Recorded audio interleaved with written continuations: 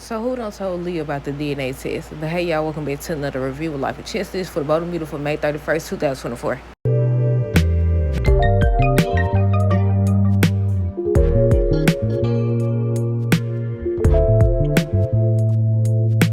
Okay, so on today's episode, it was basically the same thing. Hope was telling Brooke and Katie about Steffi, and she's trying to ruin her life and all this other stuff, and she not giving up without a fight. So then she started to talk to Brooke about using her power. At first, she was saying, Steffi's only the co-CEO. So they was talking about Ridge, and she was like, you know what? You don't even need Ridge. And now Ridge is on the preview saying, what do you say? Don't you want to help me and Steffi run the company or whatever he said? And I said, so what that mean? If y'all co-CEO, what's she going to be, co-CEO? And at first, before Holden came in, was he about to tell Steffi that he's going to step down and she was going to be the only CEO or what? And I was like, how you gonna do that though? Remember months ago when Eric and him was into it battling, had this whole competition because Eric wanted his spot back? I said, no, he didn't.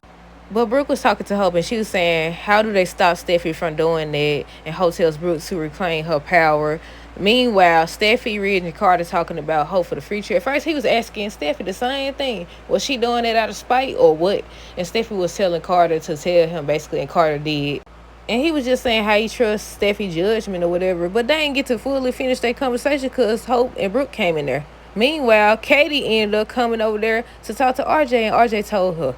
RJ told her about Bill might be Luna's father.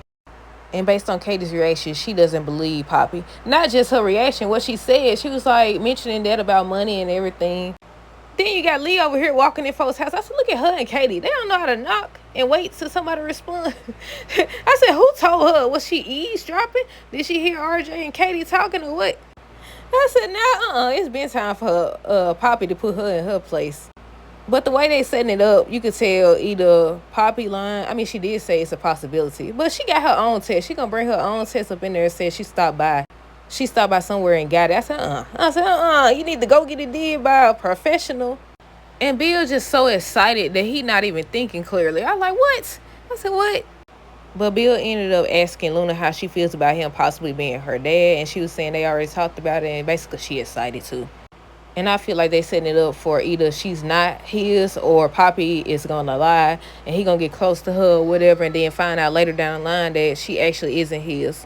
But I was waiting on them to go back to Steffi and Holden them, but they never did. But that's it. Let me know your thoughts on this episode down below. Stay tuned for the next review. Until next time, deuces. Have a great weekend and be safe.